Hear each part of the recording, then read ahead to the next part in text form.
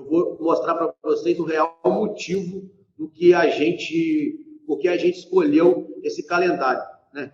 Esse planejamento anual. E a gente voltou agora na pandemia e a gente já vai fazer a formatura.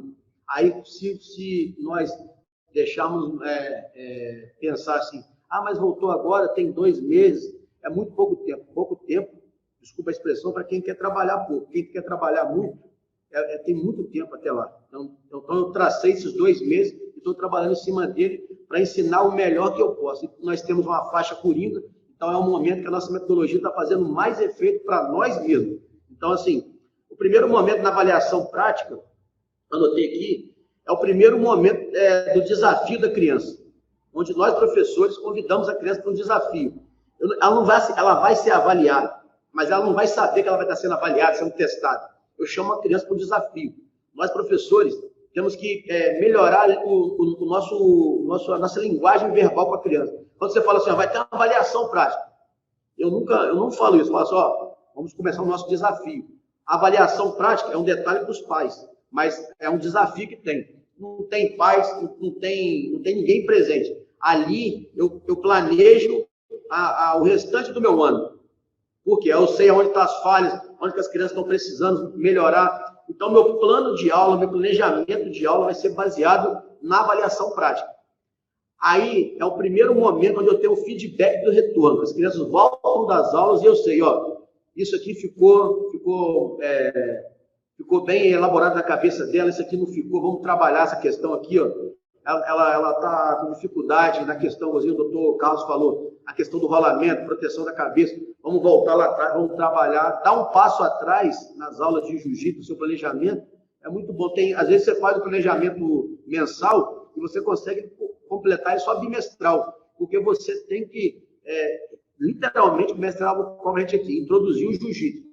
Se a criança não conseguiu assimilar, o problema não está na criança, o problema está no método, no professor. E nós, professores, nós temos que olhar e mudar. Entendeu? O Hélio falava que não existe aluno ruim. Não existe aluno ruim. Existe professor que não está preparado. E nós temos que fazer o aluno gostar da matéria. Essa que é a grande questão. Fazer o aluno gostar da matéria, você precisa estar apaixonado por ela. Quem está apaixonado pela matéria, ele volta quantas vezes for. Então, esse feedback do retorno vem através da avaliação prática. Ali eu vejo que nível minha turma está. Minha turma está nesse nível X. Então, vamos trabalhar aqui. E um ponto importante, como responsável técnico, temos um parâmetro para o restante do ano metodológico. Ali é onde que eu faço a reunião com meus professores, onde a minha equipe de professores sabe, vamos trabalhar isso, esse momento aqui, vamos focar nisso aqui. Então, assim, não fica brecha no trabalho quando o seu trabalho tem avaliação prática. Um outro ponto é a questão da empatia, aluno e professor. Sabe por quê? Na avaliação prática, nesse desafio, quando a criança, não é questão de vencer o desafio, quando ela se predispõe a participar do desafio, é o primeiro momento onde ela vê assim, você como o sujeito suposto saber ali, você que é o dono da verdade ali, você vai estar orientando ela. Então, é aquele negócio, a sua turma não vai estar cheia, a sua turma vai estar coesa para o resto do ano, porque eles já identificaram, o Cássio é o professor, o Bruno é o professor, o Álvaro é o professor, o Rosinaldo é o professor, esse aqui é o professor, esse aqui é o ajudante, esse aqui é o instrutor. Então, a criança começa a ter empatia. Se uma criança que entra na sua escola, por ela estar forçada pelos pais, aí por que vem a empatia? Porque no desafio você vai falar para ela, nossa, você conseguiu concluir seu desafio. Ela vai ser presenteada, ela vai ser reconhecida, na maioria das vezes, por grau branco. Ali, se você vai dar um grau branco a ela de desenvolvimento técnico, a criança passou pela avaliação prática, ela vai reconhecer um grau branco, ou seja, vai estar evoluindo no jiu-jitsu, e quem fez ela evoluir? Você, na verdade, nesse momento, você se mostra como professor para a criança, ajudando ela, não somente transmitindo conhecimento, mas ajudando ela a alcançar o próximo nível que ela precisa alcançar. E como educadores, ganhamos a confiança das crianças para o ensino, como eu disse antes. Pode passar o próximo, por favor. Aí nós temos, no segundo momento, o Festival Kids, né? É o momento onde a criança se apresenta como lutador, botei entre parênteses, né? Como lutador para os pais e responsável. Como a Bárbara falou aqui, aquela questão do pai ter aquela vontade que a criança, de repente, seja o que ele não conseguiu ser, ou o pai faixa preta de jiu-jitsu, praticando jiu-jitsu, quer que a criança também pratique, e ali que a gente vai ter esse parâmetro. E ali a criança se apresenta como lutador, porque esse momento do Festival Kids, nós convidamos os pais, nós fazemos a interação dos pais com o trabalho. O pai entra no tatame, como vocês estão vendo a foto do meio, o pai luta com a criança, ele sente ali, vamos botar assim, ele vê ali o que o filho dele passa, aquele ambiente, ele começa a ver o ambiente de dentro para fora, porque antes ele vê o ambiente de fora para dentro. Então nós ganhamos a confiança dos pais e a autonomia para contribuir de fato com o desenvolvimento de cada criança. Nesse momento que o pai toca na criança, eu não sei explicar para vocês, mas nós, como professores de jiu-jitsu, nós acreditamos no jiu-jitsu, ele tem uma mágica, né? Quando ele bota o kimono, a criança ali empurra o pai, são os movimentos mais básicos do mundo. Quando a criança faz aquilo ali, o pai reconhece dentro ali. O pai fala para o outro pai, meu filho está lutando, não sei onde. Hoje eu vim lá do negócio do meu filho ganhou uma medalha, meu filho, e o filho, aí hoje tem rede social, vai postar. Então, assim, para nós, eu sou pai, muitos aqui são pai, isso é muito importante, independente se é menino ou menina. Escolhi até colocar foto de menino aqui para vocês verem. E o primeiro momento do Festival Kids é onde as crianças apresentam para os pais o que elas aprendem na avaliação prática até o Festival Kids. É o Cássio está fazendo aí com a Lulu, que é a Maria Luísa.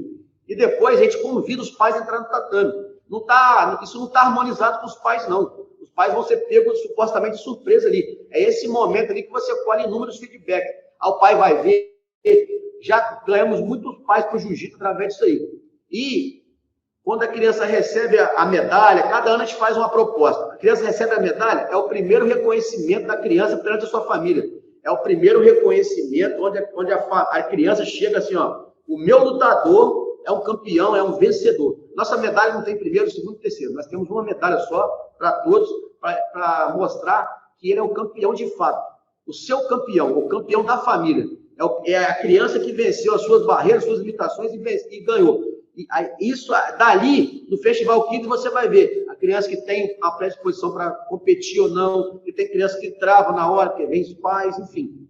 E é o tempo de desafio através da disputa entre eles e os pais, e os responsáveis. A gente vê pais que querem perder para as filhas, assim, é interessante, é cômico, mas é legal.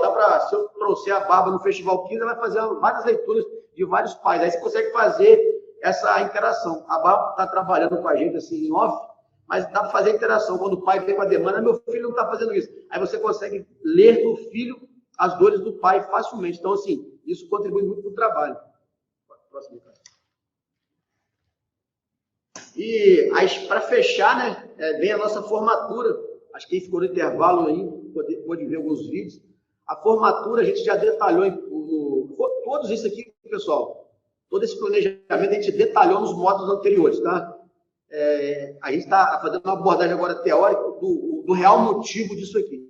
A formatura, ela traz um reconhecimento social. Por quê? Na primeira avaliação prática, a gente prepara a criança para ela receber o jiu-jitsu ali, a gente corrigir e acertar, faz aquela fase do polimento da criança. O polimento técnico, a interação social dela ali no meio. No Festival Kids, isso é apresentado para a família, para os mais próximos, que estão perto. Então, isso você gera no coração da família aquela vontade de ter aquele momento de novo. Chega no final do ano, o filho vai ser reconhecido. Então, a escola passa a ter um reconhecimento social, por quê? A gente coloca diploma. Aqui a gente não fala graduação, a gente chama de celebração. A gente não fala trocar de faixa, fala formatura. Então, a gente traz uma cara de escola para uma realidade de luta. Como o Dr. Vale falou, o jiu-jitsu era visto de um jeito, então nós que estamos aqui, nós temos uma missão, além de ensinar jiu-jitsu, é mudar a cara do jiu-jitsu para que o nosso trabalho passe a ter valor. Então, assim, existe o reconhecimento social aqui na nossa cidade, quando tem formatura na escola, existem pais existem alunos nossos que são pais que não têm um filho treinando, que traz o filho para poder ver a formatura, para ver se consegue colocar o filho para treinar jiu-jitsu, enfim. Aí se torna o quê? Uma tradição. Se torna uma tradição na família da criança, se torna uma tradição na sua escola e no grupo da criança. Então, isso aí, esse reconhecimento, essa tradição, como eu disse, traz uma valorização para o seu trabalho. Aí muitos falam, Bruno, você cobra a formatura? Óbvio que eu cobro. É um trabalho extra. Olha só, quando a criança chega na escola, o pai, ele não conhece o nosso trabalho, ele vai ser apresentado ao trabalho junto com a criança. Então, quando ele começa a conhecer o trabalho, ele começa a valorizar o trabalho. Então, a formatura é cobrada à parte. Aí, o professor que pensa assim, você vai cobrar? Não cobra não. Eles que pagam, porque eles reconhecem o valor daquilo ali. Porque, de repente, tem pais que nunca receberam diploma, não conseguiram se formar, e o filho formou no jiu-jitsu. Olha a foto do Gustavo, um aluno com um chupetinho na boca. Esse aluno eu já falei sobre ele. Ele tem um problema na fala, e nesse dia da formatura aí, ele chamou o nome do Gustavo. Aí o pai chorou, a mãe chorou, enfim, ficou marcado. Então, assim, a formatura, além de trocar de faixa, de dar um canudo, de dar um diploma, mostra uma outra cara do jiu-jitsu, porque o familiar que veio no meio do ano no Festival Kids, ele chama outras pessoas para poder ver. Então, a formatura muda totalmente a cara do seu trabalho para o ano seguinte.